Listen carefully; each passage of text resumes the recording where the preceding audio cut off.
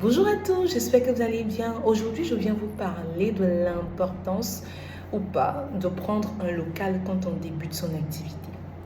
La plupart du temps, lorsque vous commencez votre activité, vous avez fini de créer juridiquement votre entreprise. Là, vous devez vous établir. Plusieurs pensent directement à prendre un local. Mais avant de prendre un local, vous devez vous poser ces questions. Pourquoi j'ai besoin d'un local? Pourquoi? Est-ce que mon activité peut vivre sans un local?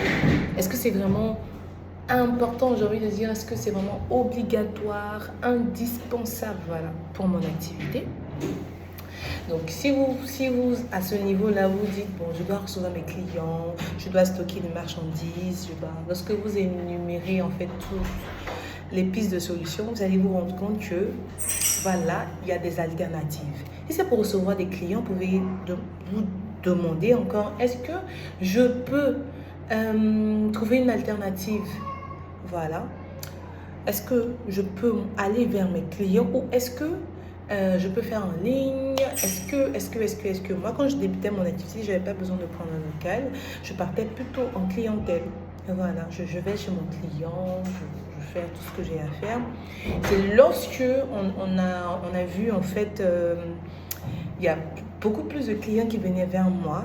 Et j'ai envie de dire 5 jours sur 7, que la nécessité de prendre un local, ça s'est imposé à moi. Donc l'idée, c'est vraiment de pouvoir poser les vraies questions. Ok? Alors, maintenant, si vous êtes dans le cas où vous êtes obligé de prendre un local parce que votre activité vous y contraint, l'idée, c'est de savoir est-ce que j'ai vraiment les ressources nécessaires pour faire face à un local, j'ai envie de dire permanent. Donc, permanent, ça veut dire que je vais payer la caution, je vais payer le loyer en avance. Est-ce que j'ai tous les moyens pour faire ça? Voilà. Est-ce que mon activité peut générer justement là suffisamment pour que je puisse faire face à ces dépenses-là?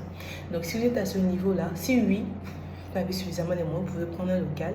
Sinon, vous avez d'autres opportunités, par exemple, louer un bureau à l'heure, à la journée, voilà quoi.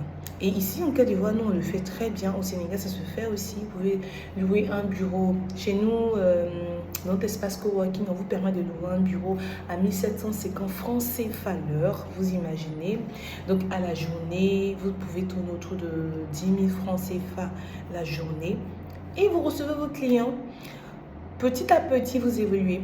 L'idée, c'est que la plupart des entrepreneurs avec qui j'ai pu échanger,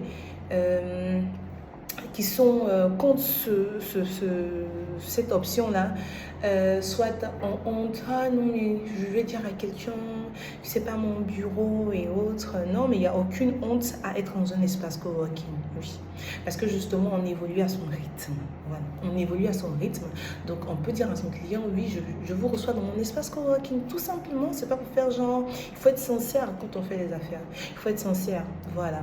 Moi, quand j'ai débuté, après j'ai vu la nécessité de prendre un local en plein temps, mais j'ai pris plutôt dans un espace coworking tranquillement. Voilà, tranquillement, j'évaluais les visites et autres, voilà quoi. Parce que ça permet en fait de pouvoir économiser vraiment et de maîtriser ses charges, surtout quand on débute. Alors, je vous laisse le contact sur mon adresse email si vous avez des questions. N'hésitez surtout pas à m'écrire. Je suis plus email que WhatsApp et autre chose. Écrivez-moi et on pourra caler un rendez-vous. Et la prochaine fois, je vais vous parler de quelque chose. Je sais que ça sera hyper, super important. Hyper, super utile pour vous. Donc, partagez, invitez un ami entrepreneur qui est aussi en France, aux États-Unis, hors de l'Afrique, qui veut en savoir un peu plus sur comment ça se passe ici, en Côte d'Ivoire, au Sénégal. Merci.